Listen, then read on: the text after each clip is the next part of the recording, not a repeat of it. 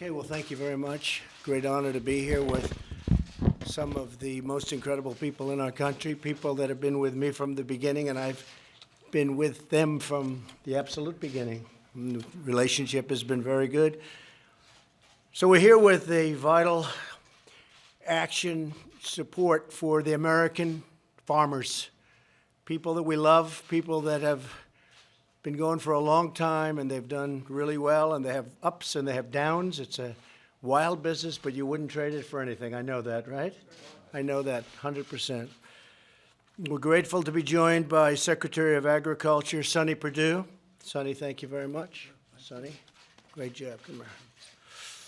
Thanks also to Representatives G.T. Thompson. Thank you. Thank you very much. Lloyd Smucker and Mike Conaway. Thank you, fellas. Appreciate it very much. Been very helpful. Along with Missouri Agriculture Director Chris Chin. Thank you, Chris. Great job. Also with us today are several of our nation's greatest farmers, including American Farm Bureau President Zippy Duval. Zippy, oh, Zippy has been so good to me. Thank you, Zippy. I appreciate it very much. Along with members of the farm groups representing producers of corn, soybeans, wheat, and pork. For years, our politicians have allowed other countries to steal our jobs, punish our workers, and target American industry and American agriculture. I can't say this is just the Democrats, but in particular, the Democrats have done absolutely nothing about this. From the year 2001, when China joined the World Trade Organization, which was, by the way, a disaster, until the year 2016, the United States lost more than 60,000 factories and millions of jobs. China imposed massive barriers to American farm products. You people know that very well, right? Very well. And engaged in theft of trade secrets from American agribusiness. We racked up nearly $4 trillion in trade deficits in goods with China during those years. And the numbers are absolutely astounding, what's been happening over the last 10 years in particular. But you go back 30 years and you wouldn't even believe it. This was a massive transfer of wealth from the United States to China, financing China's infrastructure, commerce, technology, and military. And you've heard me say it many, many times before. We helped rebuild China. You've also heard me say I don't blame the Chinese. I blame the people that were standing right here before me and their representatives to allow that to happen, to allow China to get along and be able to do that. And they did it like nobody else has ever done it before. And you know, the United States has been taken advantage of for many years by many countries, but nobody's done it like China. To end these chronic trading abuses, my administration took necessary and very lawful action to protect America's economy, security, and farms. We're taking swift action to remedy all of the injustice that's been done over the years. In particular, you could say with our farmers, they're patriots. They stood up and they were with me. They didn't say, oh, you shouldn't do this because we're going to have a bad year. Because they've had 20 bad years if you really look. You take a look at those charts way back, longer than that. It's just been a steady spiral down. So we will ensure that our farmers get the relief they need and very, very quickly. It's a good time to be a farmer. We're going to make sure of that. So today I'm announcing that I have directed Secretary Perdue to provide $16 billion in assistance to America's farmers and ranchers. It all comes from China. We'll be taking in, over a period of time, hundreds of billions of dollars in tariffs and charges to China. And our farmers will be greatly helped. We want to get them back to the point where they would have had if they had a good year. This support for farmers will be paid for by the billions of dollars our Treasury takes in. We'll be taking in, depending on what period of time we're talking, many billions of dollars, far more than the $16 billion that we're talking about. But the $16 billion in funds will help keep our cherished farms thriving and make clear that no country has veto on America's economic and national security. Can't let that happen, ever. And if you remember, not so long ago, during the time of our negotiation, and China broke the deal with us, and that's okay, that's fine. But during that time of negotiation, if everyone remembers, we had periods where China would target our farms, right? They would actually target. They took an ad in a newspaper from Iowa, big ad, saying lots of bad things about the administration, about the fact that we're negotiating too tough, we're not going to make a deal. But they steal intellectual property by the billions. Somebody estimated it at $300 billion. Nobody knows how you estimate it, but somebody does. They say $300 billion a year in theft, intellectual property theft. So we can't let that happen. Our economy is booming, our nation is prospering, and now is the time to insist on fair and reciprocal trade for our workers and for our farmers. I remain hopeful that at some point we'll probably get together with China. If it happens, great. If it doesn't happen, that's fine. That's absolutely fine. And I look forward, I'll be seeing President Xi at the G20 very shortly. Many of you are going to be there. Many of the media present, you'll be at the meeting. And we look forward to that. But in the meantime, and maybe for a long time, I appreciate the incredible bipartisan support that my administration has had on trade and trade policy, especially as it pertains to placing very massive tariffs on China. And just so you understand, these tariffs are paid for largely by China. A lot of people like to say by us. In fact, Larry Kudlow was quoted, but they didn't have the second part of his quote, which was a very good quote. China subsidizes a lot of businesses, and China came out, and in subsidizing the business, they pay for a big portion of that tax. But right now, a lot of companies are moving out of China because of the tax. They're moving to non-tariffed countries. So it's a bad thing for China. We don't want that, but that's just the way it works out. But we're taking in tremendous amounts of tariffs, and you don't have to pay, by the way, tariffs for companies when they move into the United States. You move to the United States, it's very simple business. There are no tariffs to pay. And many companies are already planning to move back to the United States or to move to the United States for the first time so they don't have to pay the 25% tariff. But they're moving to Vietnam, they're moving to other places, but we'll get plenty of them. Our country must maintain a united front to achieve maximum results for our people. Very simple.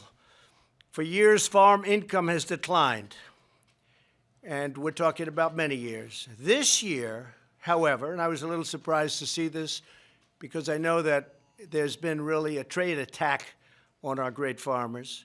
Net farm income, because our economy is doing so well, is forecast to be nearly $8 billion higher than in 2016. Did you know that? You're doing better than you were doing in 2016. Nobody told me that. But that's because our economy has been so strong. Our economy is about as good as it's ever been, maybe better than it's ever been. And the agricultural exports are expected to be $10 billion more than in 2016. It's not bad. You've done a good job. We both have. We all have. The farmers have. So we're fixing broken trade deals to open up markets for American exports, including with the brand new U.S., Mexico, Canada agreement, an agreement that the Democrats in Congress, many are supporting, I must say. They've told us they're supporting it regardless of leadership. I don't think Nancy Pelosi understands the deal. It's too complicated, but it's not a complicated deal. It's actually not a complicated deal. It's a deal that's going to be many, many times better than NAFTA. I consider NAFTA to be one of the worst trade deals ever made in the history of our country. I think the World Trade Organization, Larry Kudlow, may be even worse. Maybe even worse because of what it's done with respect to trade and international trade and trade with China, what it's done for China and how much money our country has been losing to China every year. So World Trade Organization has been really bad, but the NAFTA has been one of the worst deals ever made in trade. Just last week, we reached an agreement with Canada and Mexico to lift major tariffs on American agriculture, and we opened up the beef exports with Japan. Did you know that? Right? That's a big deal. So we opened it up with Japan, first time ever. So beef is now going to be starting to flow to Japan, and our folks that do beef, they are very much happy. They were shocked to see that one, but it's happening. It's happening fast. And I think things probably are going to happen with China fast, because I can't imagine that they can be thrilled with thousands of companies leaving their shores for other places. We're saving our farmers and ranchers from ridiculous regulations also, and as of next week, we're signing some additional voiding of some really dumb regulations, Sonny, that will make farming a lot easier, a lot better. And one of the regulations we did, Waters of the United States rule. It sounds beautiful, but once you open the document, it's a total catastrophe, and you know that better than anybody. I got rid of it. I terminated it. It's got a beautiful title. Everything inside is a disaster for our farmers and actually for our country. We're ensuring that ethanol remains a vital part of America's energy future, and we increased it to E15, and that's tremendous for, in particular, for the most part, our corn farmers, for corn. And the people in Iowa and lots of other places are very happy. I just did it recently, and I made a promise during the campaign that I was going to do it. And I don't know if it had an impact, but I won Iowa by a lot. And perhaps it did, perhaps it didn't. I don't really care. It's the right thing to do. So you're going to be at E15, which is something I think you've been waiting for a long time. And we're going to also make that available year-round. They had it for a period of 8 months. Now we're going to make it year-round. That was a ridiculous rule. We're fighting for rural broadband, improving rural health care, and bringing new prosperity to distressed rural communities through opportunity zones. Opportunity zones, Tim Scott and I and others have worked so hard on opportunity zones. They're really working, far greater than anyone thought, including me. People are coming in, they're investing large amounts of money in places that they would have never invested before, inner city locations and others, and it's been incredible. It's one of the reasons our African-American unemployment is the lowest ever, Hispanic, Asian, the lowest ever. We have the lowest unemployment rates ever, and we have today, literally today, I just saw another report, it's been this way for a while, the most people working in the history of our country working today. So that's really great. Mike, I mean, you look at that, that's pretty good news, right? So our nation will always be proud of the unmatched grit and faith and skill of the American farmer. It's my honor to do what we did. I want to thank Sonny Perdue and all of the people that worked so hard on getting this done. It's being implemented right now. Billions of dollars is already flowing into our treasury that we never saw before. We never saw 10 cents from China. China didn't give us anything. Now they're giving us billions. And some of that money is going to go to the farmers to help them out during a period where trade has been very unfair to them. So I'm very honored to have done this for you. And I don't consider it a gift at all. It's not a gift. You know, one of the meetings I talk about, I've never seen anything like it. About 6 months ago, I was with the American farmer. I had about 25 of them in the cabinet room.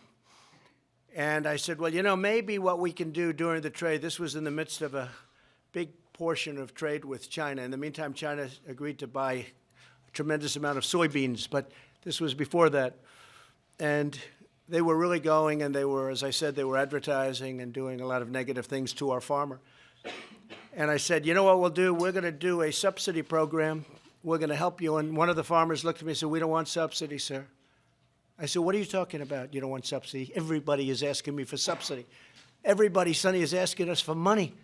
They don't care what you call it. They all want money. And they didn't want money. He said, just give us a flat table. Just give us a level playing field.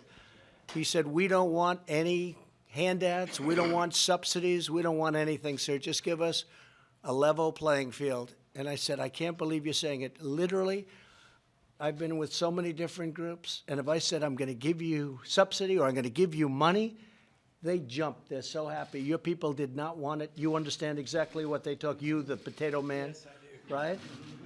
They don't want it because nobody can compete with us. Nobody has the equipment we have. Nobody has the skill we have, and I would say nobody has the soil and land we have. Wouldn't you say that? So we're giving them a level playing field, and we're helping out a little bit during a time of trade. I don't want to say war, because I don't think it's a war. It's a war. If it's a war, we're winning it very big. But we're taking in a lot of money. We're going to help out our farmers, and we're giving them that level playing field that's so important. So I want to thank all of the farmers for being with us, and I want to thank our great congressmen and senators that have been so fantastic. God bless America's farms. God bless our country. And again, thank you, Sonny and Larry, and all of the people that worked so hard on getting this done. We're in a very strong position. Our economy has never been better. Okay, thank you all very much. Yeah, go ahead. The couple questions. You mentioned USMCA. Can you explain why you don't think, one, that Pelosi understands the deal, and two, why doesn't your administration send that text to Pelosi and force her hand and start the clock? Well, they're being very nice to her because they really, she's a mess. Look, let's face it, she doesn't understand it. And they sort of feel she's disintegrating before the rush. She does not understand it. They want to have her understand it before it's finished. It's signed, as you know. Mexico's approved the deal. Canada's approved the deal. And they're waiting to get a signal for her. Now, I would say this, the farmers should start talking to the Democrats in the House. The Senate's ready to approve it, the Republican Senate, but the Democrat House is not. Pelosi does not understand the bill. She doesn't understand it. Even though unions are in favor of it, farmers, everybody just about is in favor of it. It's a replacement for, as I said, the worst trade deal ever made. So she's got to get up to snuff, learn the bill, and by the way, I think she wants to approve it. I think. But so Bob Lighthizer, who you can speak to if you want, he's waiting to get the okay from her to send it in. But we're at a point where we're just going to have to send it in. It's all ready. How long will you wait, sir? Well, he said she'd like to have 2 weeks to get to know the bill. I think that's a long time. I think it's a do-nothing Congress. The Democrats have done nothing in the House. They've done absolutely nothing. They don't get it. I mean, other than investigate. They want to, let's investigate. After the Mueller report came out, no collusion, no obstruction, no nothing. Let's start it all over again. They weren't too happy, so they want to just keep it going. And what that does is it takes up tremendous time and energy, and they've done absolutely, I mean, it's just been it's been very bad. So if they don't get the USMCA, that would be very sad. Jeff? Speaker Pelosi said today she hoped your family would conduct an intervention with you. What's your reaction to that? No, I saw her read it perfectly, just the way she said it. It's very, very sort of a nasty type statement, but I will say this. She said I walked into the room right next door yesterday and walked in and started screaming and yelling. Just the opposite. Just the opposite. Because I know that they will always say that, even if it didn't happen, because this happened once before. I walked out, I was so calm. You all saw me minutes later. I was at a news conference. I was extremely calm. I was probably even more so in that room. So I walked into the cabinet room. You had the group, Crying Chuck, Crazy Nancy. I tell you what, I've been watching her, and I have been watching her for a long period of time. She's not the same person. She's lost it. Now, as far as the group is concerned, where is Sarah, Kellyanne? Where are you? Come here a minute. You were in that room. Kellyanne? You were in the room. Sarah was in the room. Mercedes was in the room yesterday. So I just want to let you know, every time I go into a room, if there aren't cameras, they come out and say, oh, he was yelling, he was screaming.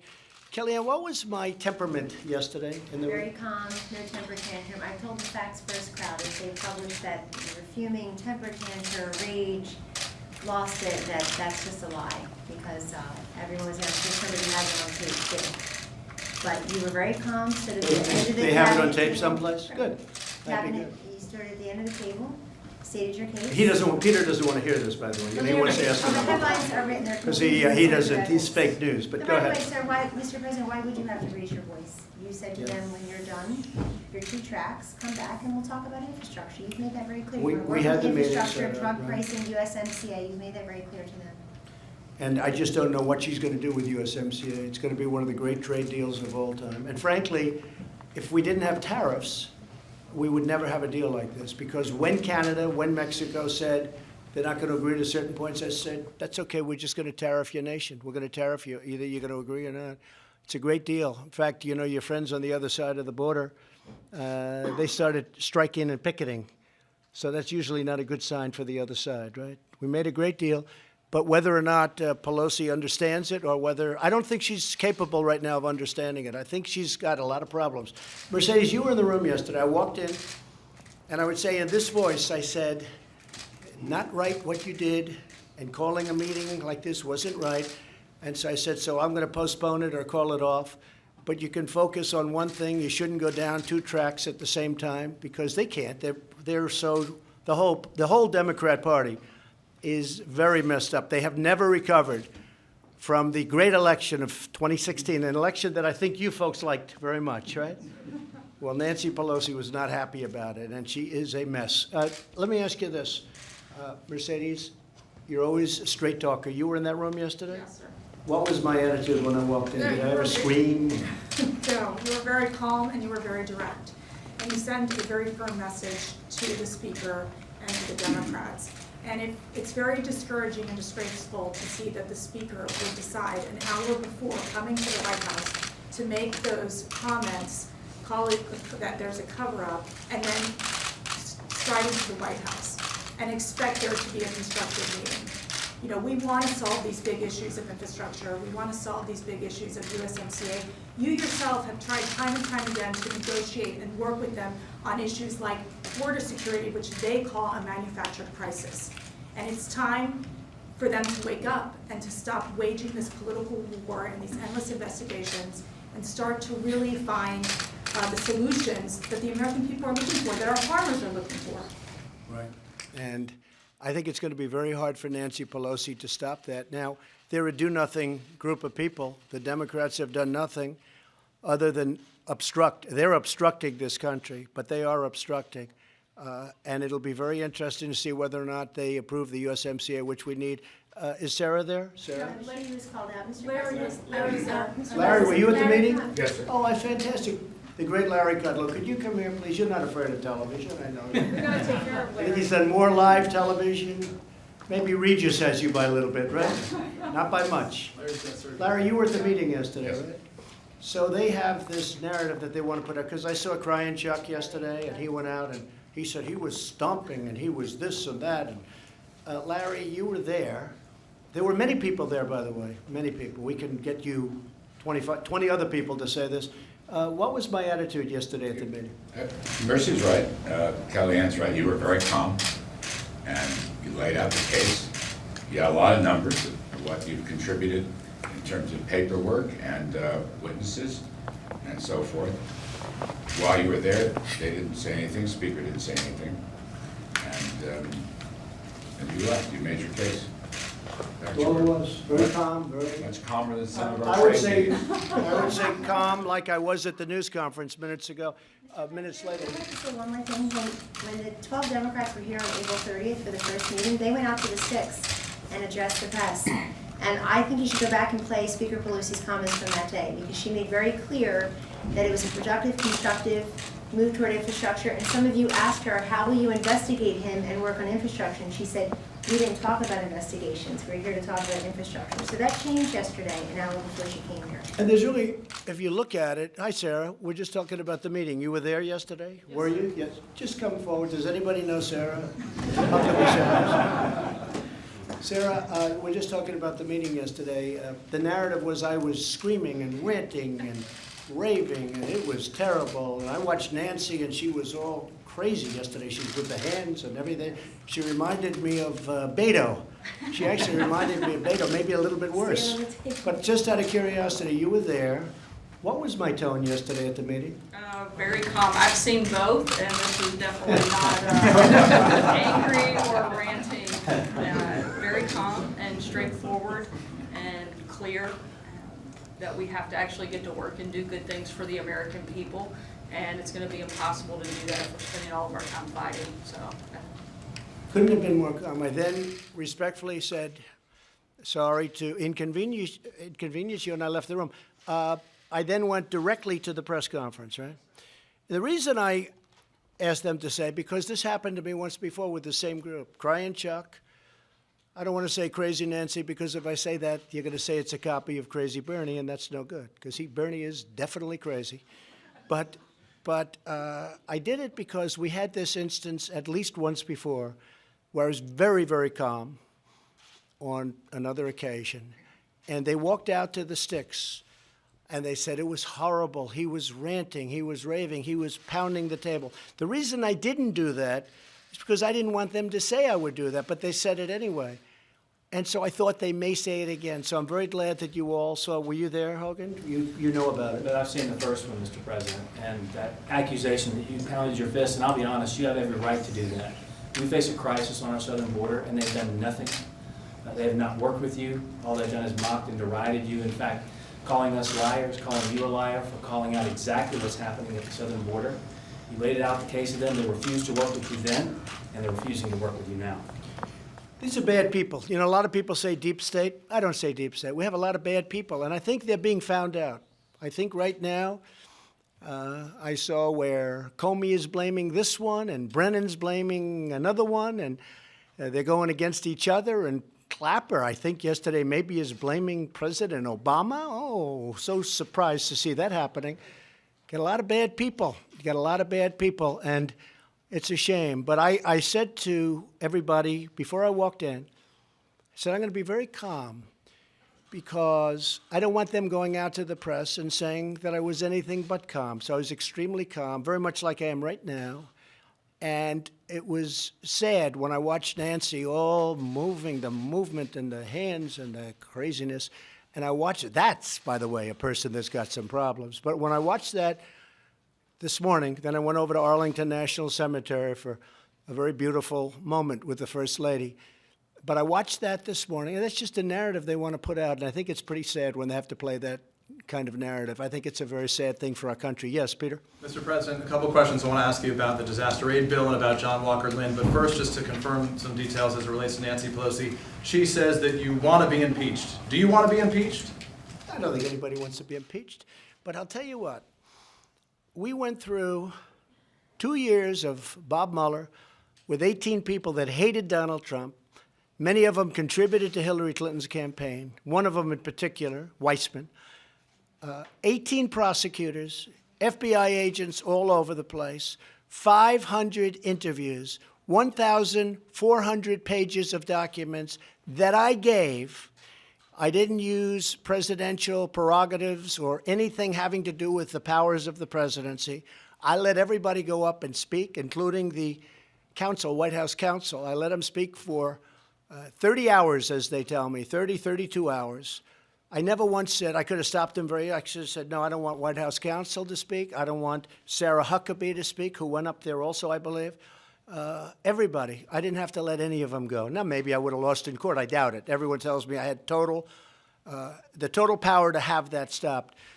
With all of that, after 2 years, no collusion, and findings that strongly led a great attorney general to be able to rule no obstruction. Okay. Now I thought it was over. And now Jerry Nadler, who I fought for a long period of my life because he's from Manhattan, he's a Manhattan congressman, and before that, something else. But I fought him and won. I fought him very successfully. And as I said yesterday, lo and behold, I come down to Washington as president. And who do I have again? Jerry Nadler. I know him well. I've had great success against Jerry, and I will again. But it's very unfair when you go through the House, and then the House again, and then you go through the Senate, and then you go through FBI. You have foreign countries, it sounds like, involved. With all of this, no collusion, no obstruction, and I thought it was over. And we can focus on the USMCA for the farmers, and instead, they want all the same papers that have just been gone over with. Now, I would imagine that Mueller went over my financials. He spent $40 million, so I would imagine they went over my taxes, my financials, my everything. But now we have to go over it again. I've been doing this for 2.5 years. They started, in my opinion, we'll find out, because I think a lot of people want to find out. I think it started moments after I came down that beautiful escalator in Trump Tower. So I've been under a phony investigation based on no facts, based on an overthrow of the president. And I'm very proud of the way we've come out, very proud. But now, Peter, we have to go through it again. The American public is not standing for it. I saw some polls this morning, 65% against, and that's with a lot of Democrats. So I think it's a bad thing for our country. But I thought it was over with 4 or 5 weeks ago when you had no collusion, and now all of a sudden we continue to go down this path. I don't think people are going to stand for it. The release of the so-called American Taliban, John Walker Lynn, today, what's your reaction? I don't like it at all. This was a judge that gave a 17 or a 20-year sentence, and he got some time off. And believe it or not, about 2 weeks ago, I went to the best lawyers in our country that work for government. I said, what can we do about this? Because I heard about this 2 weeks ago. I got a beautiful letter from the daughter of the first man they say killed in Afghanistan from the CIA. And I went and checked. And he said, from a legal standpoint, there is nothing we're allowed to do. Because if there was, I would have done it instantly. But we'll be watching him. We'll be watching him closely. What bothers me more than anything else is that here's a man who has not given up his proclamation of terror. And we have to let him out. Am I happy about it? Not even a little bit. The lawyers have gone through it with a fine-tooth comb. If there was a way to break that, I would have broken it in 2 seconds. I knew about it very well. Do you support the disaster relief bill that includes no immigration money? Well, we're going to get the immigration money later, according to everybody. I have to take care of my farmers with the disaster relief. If I didn't do that, really, it's a long time in coming. This way, our farmers from not only Georgia, Alabama, different places, some in Florida, but if you look at what happened in Nebraska and Iowa and a lot of different places, they got wiped out. They got hurt badly. And I didn't want to hold that up any longer. So the answer is I totally support it. I'd like to see it happen. We'll take care of the immigration later. The wall is being built. We just left the Army Corps of Engineers. We will soon have hundreds of miles under construction. And we'll have way over 400 miles completed by the end of next year. Mr. President, why should importers' money go to American farmers? Because the American farmers have been used as a vehicle for China to try and hurt our country. And they've been very brave. No, in particular the farmer. They've been very, very brave. They've been very patriotic. But China has openly stated they're going to use the farmer. The reason is because I got the farmers' votes. You look at a map, it's all red, meaning Republican, meaning Trump. It's all red in the middle states, as you know. It's got a little blue here and a little blue there. So if you look at, I guess China's they're definitely a smart player. They went out and they said, we're going to attack the farmers, and they did. And the farmers said, you know what? We're with our president. I never heard, even on some of the networks and cable channels that are negative, I've never heard any of the farmers speak badly. They said, you told me that, Mike, the president he's doing the right thing. They've been unfair to this country, and they're not talking about farm, they're talking about everything. China's been unfair to this country for many, many years. Finally, we have somebody that's fighting back, and by the way, successfully fighting back. We're talking about hundreds of billions of dollars.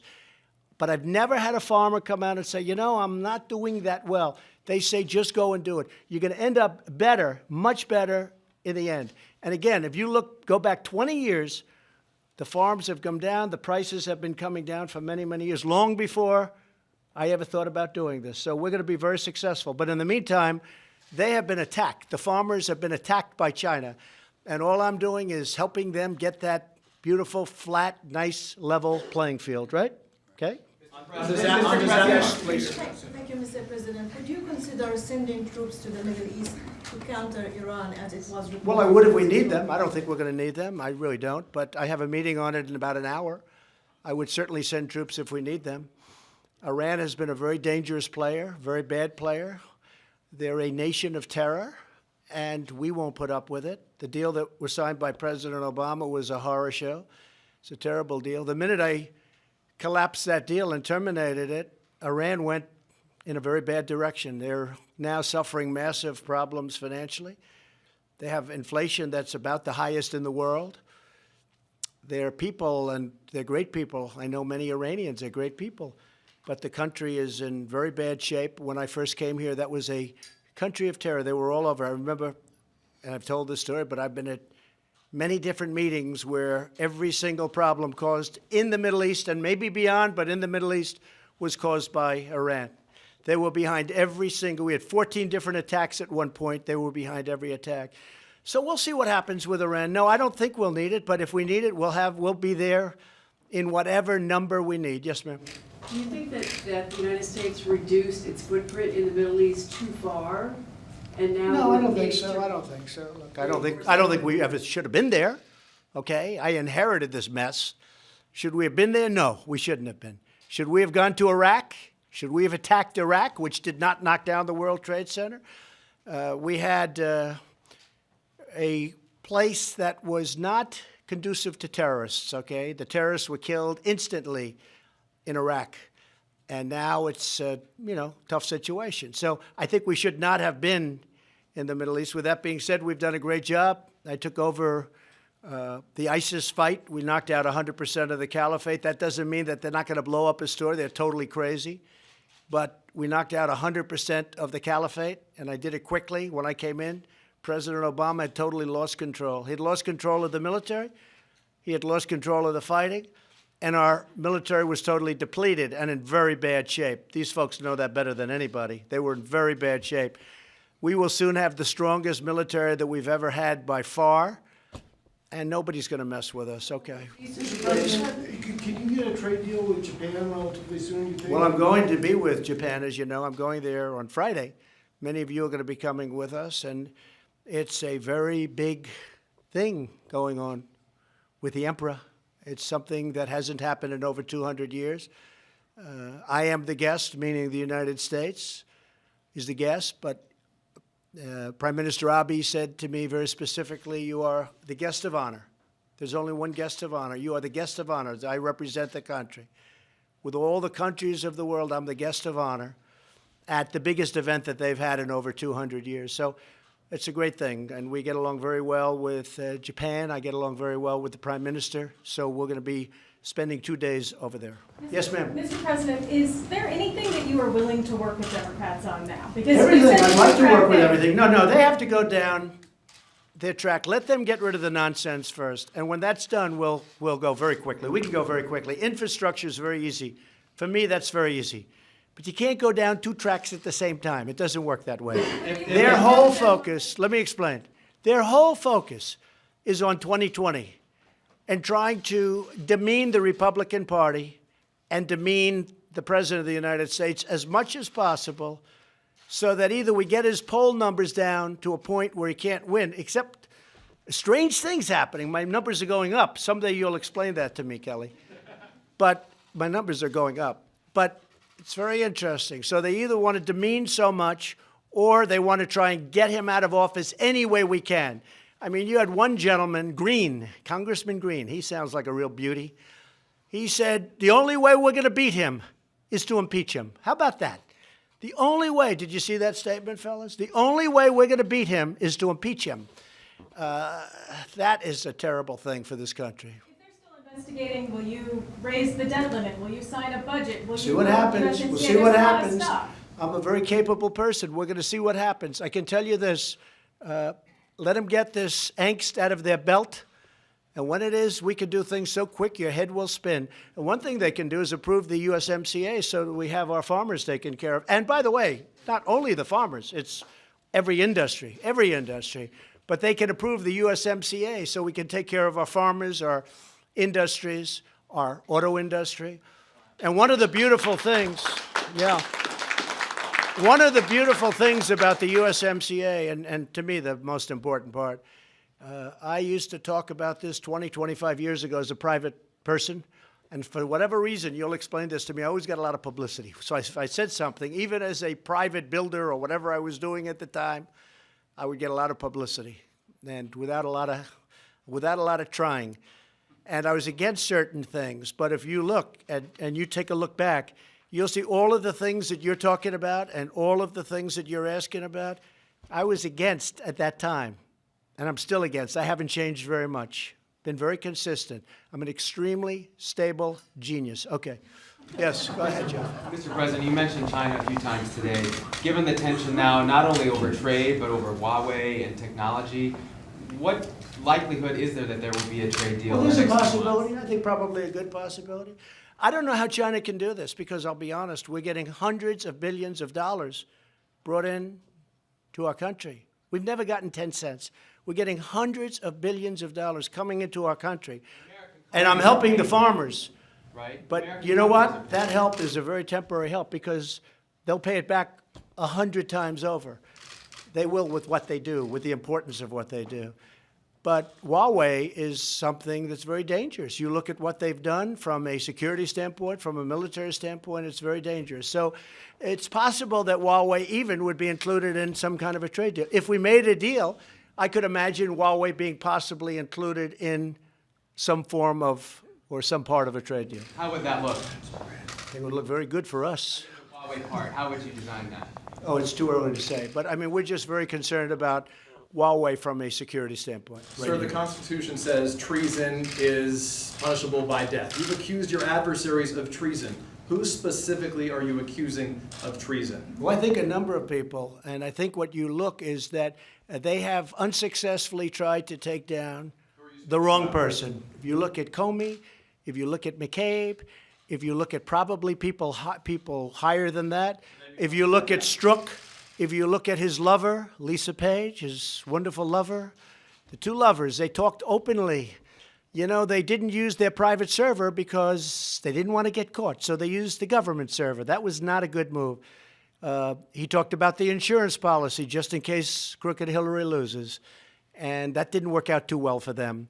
So you look at them, they want an insurance policy so that should she, for any reason, lose, remember, 100 million to 1. Maybe he said 100 million to nothing. But should she lose, we'll have an insurance policy and we'll get this guy out of office. And that's what they said, and that's what they meant. That's treason. That's treason. They couldn't win the election, and that's what happened. And that's what's happening right now, because without the treason word, I guess, but that's what's happening now. They don't feel they can win the election, so they're trying to do the 1,000 stabs. Keep stabbing. Let's have a financial. Let's have. And if you look, for $40 million, I would think seriously that Bob Mueller and his group of 18 killers have gone over my taxes. They've gone over my financial statements to a level that nobody has gone over them before. And they were not discussed even. They weren't even discussed or brought up. I have great statements. Okay, what else? Harriet You Tubman said for you the don't $20 want a bill? dual track. On one hand, you don't want a dual track, but on the other hand, you want USMCA. Well, I think things are very easy. USMCA is finished, just so you understand. This is a finish. This is not even negotiated. This is a finish. This is a great deal for our country. This is a great deal for our farmers, great deal for our manufacturers. And one of the things that was absolutely vital to me was that our companies, car companies in particular, don't leave our country, go to Mexico, build a car, sell it into our country with no tax whatsoever, and all of our workers are fired and all of those plants are empty, like happened to Michigan and Ohio and Pennsylvania and North Carolina and Kentucky and lots of other places. Guess what? Our car industry now is thriving. And under the USMCA, it's prohibitive to do that financially. It's prohibitive. It will be a tremendous price. Nobody will do it. And if you look, since I've been president, the mass exodus, they have almost 30% of our business in Mexico, our car business. It's ridiculous. It's all stopped. It's all stopped. Nobody's doing it. And now, as you saw in Ohio, great state, unbelievable state, the only thing I had was General Motors closed Lordstown plant, its big Lordstown plant. And I called up Mary Barra and I said, Mary, you either sell it or open it. She didn't like the way I talked to her. I said, I don't care. Doesn't matter to me. You either sell that plant or open that plant. And she sold it to a very good company, I think, that will do a good job making electric trucks. Okay, thank you all very much. I appreciate it. Thank you. Thank you very much. Harriet Tubman on the